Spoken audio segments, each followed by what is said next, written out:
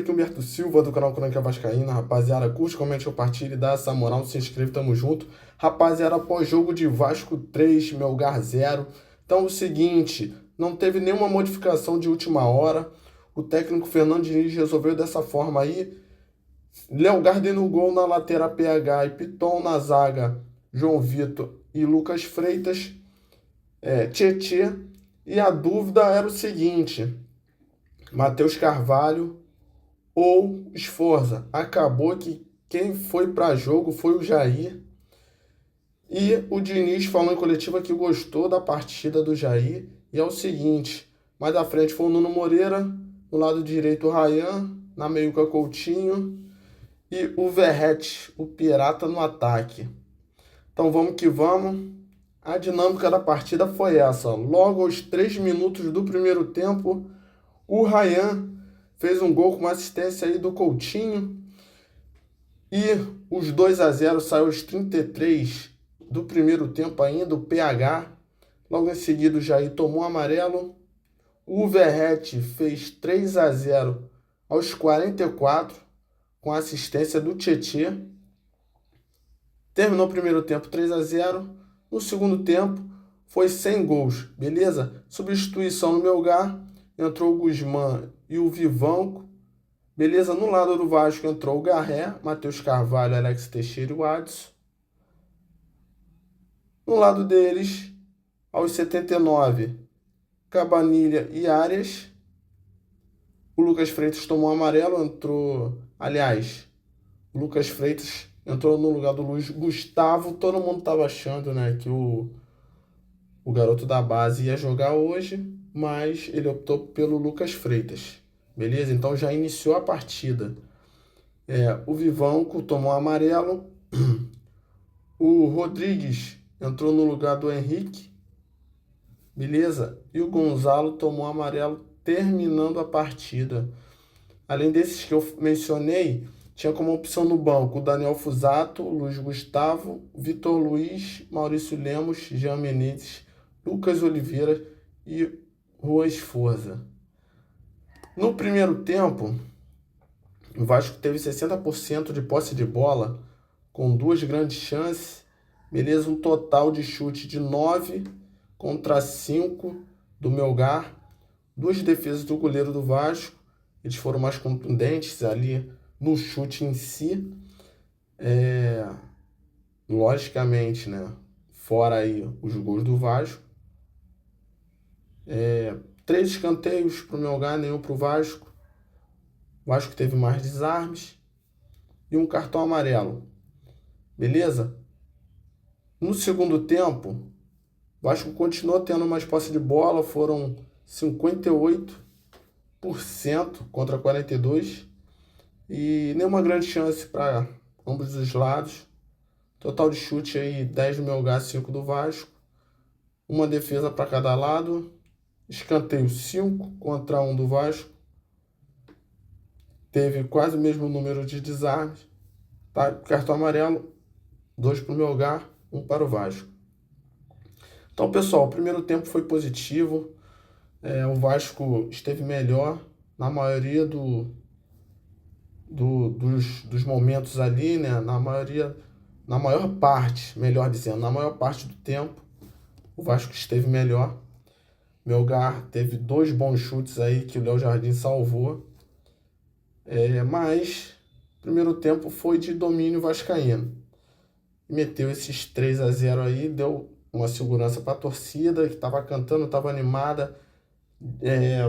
Muito tempo que a gente não vê uma partida dessa, né? Que a gente ganha sem sofrimento, sem aquela coisa de acaba, pelo amor de Deus, aqueles passageiro da agonia, né? Então, hoje foi diferente. Graças a Deus aí veio uma vitória tranquila, uma vitória que no primeiro tempo já foi concretizada, né?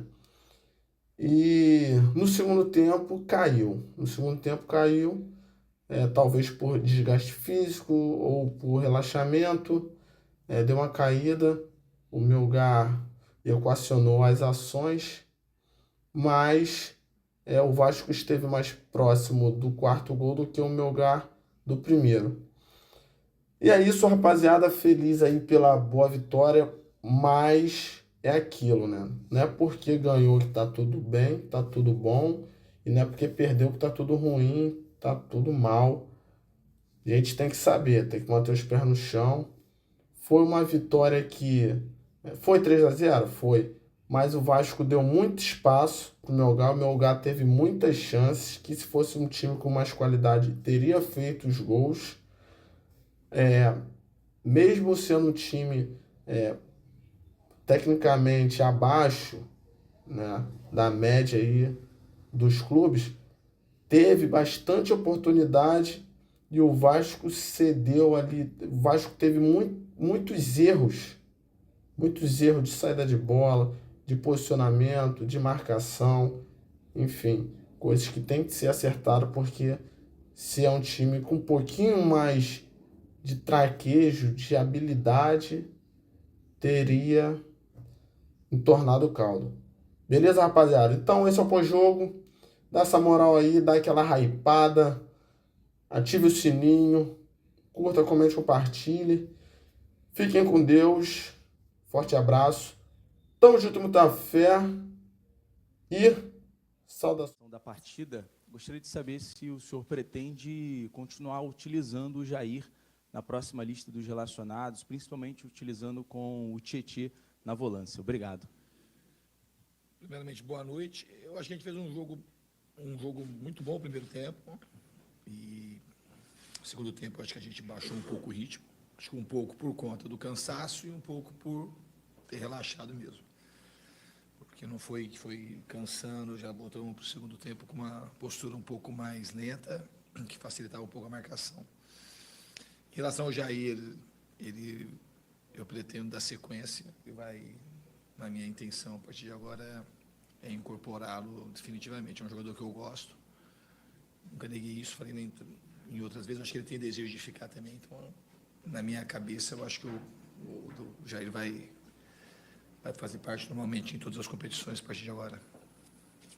Boa noite, Diniz. Gustavo Ribeiro, do canal Mário Coelho Vasco. Hoje o Vasco sai de São Januário com um resultado muito positivo, uma vitória por 3-0, mas eu queria te perguntar a respeito do desempenho. Você sai de campo satisfeito com o desempenho da equipe? Você viu a evolução em relação às últimas partidas? Não, acho que todo mundo viu a evolução em relação ao último jogo e ao penúltimo jogo. A equipe jogou muito melhor. O primeiro tempo foi muito bom. A gente foi mais agudo, a gente também soube se defender bem, é muito importante não tomar gol. Acho que no aspecto defensivo, o adversário era um adversário perigoso, somente no jogo aéreo, e o Léo Jardim fez defesa só de chute de longe. Esperam os dois chutes importantes no primeiro tempo, mas fora isso, a gente teve muito mais chance de fazer o quarto e o quinto do que eles marcaram o primeiro. Então, gostei da atuação da equipe. Diniz, boa noite, Sereto do Paraná. Sereto, tudo bem? Tudo bem. São 5 jogos, né, agora no comando do Vasco, nessa segunda passagem. Você está mais satisfeito do que você enxerga problemas no time do Vasco? Qual a avaliação que você faz do seu trabalho até agora no comando do Vasco? Certamente estou mais satisfeito, assim, no fundo eu estou satisfeito, né? Mais satisfeito, menos satisfeito, estou satisfeito. Estou feliz de estar aqui no Vasco. Acho que a gente tem um elenco com bons jogadores que estavam performando abaixo do que eles podem. Acho que a torcida, eu acho que meus maiores desejos, minha missão aqui, talvez é conseguir conectar o mais rápido possível o time com a torcida, porque a torcida ela joga bem, o Vasco joga bem sempre, está sempre aí, sempre incentivando, deu um show no Maracanã. E eu acredito que os jogadores, 2 semanas que eu estou aqui, eu estou assim, jogando de uma maneira bem prática. Desde o dia que eu cheguei, eu acho que os jogadores estão evoluindo, têm muita vontade de trabalhar e o futuro é promissor.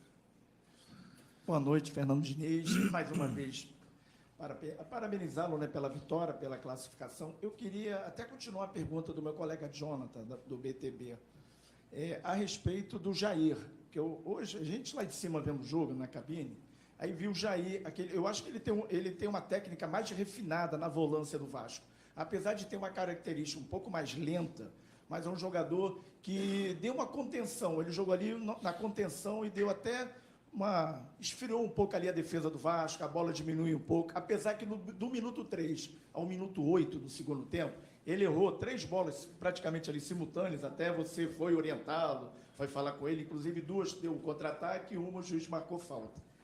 Essa continuidade, essa de mantê-lo, né, em campo, ou relacionado, mas jogando, porque eu vejo que o Jair pode agregar muito.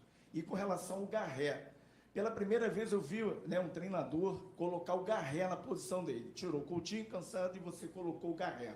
Então o Garré eu acho que já deu para notar que ele tem uma técnica também. É um jogador que procura buscar o jogo, cadenciar o jogo. Eu queria que você respondesse sobre o Garré e sobre o Jair, nessa situação do Jair, da contenção.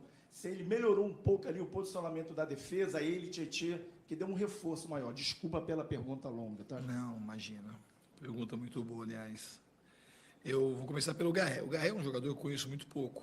E a gente que dá treino para todo mundo. Então, nos treinamentos, eu fui conhecendo, fui perguntando, vi alguns vídeos e fui meio que me informando no CT das características do Garré. E conversei com ele um pouco também. E, principalmente nos últimos treinos, ele mostrou qualidade e me deu segurança para botar ele no jogo. Ele joga nessa posição, embora se ele jogasse como ponta, seria um ponta mais com a característica do Nuno um pouco do que do Ryan. Seria um ponta que entraria para fazer como o Adson. Então ele pode jogar de 10, porque não tem uma grande diferença comigo, dependendo quando joga o Adson, o Nuno e o Coutinho, se chegasse para ele no termo da construção. O jogador provavelmente ele vai entrar para ser mais homem de meio de campo.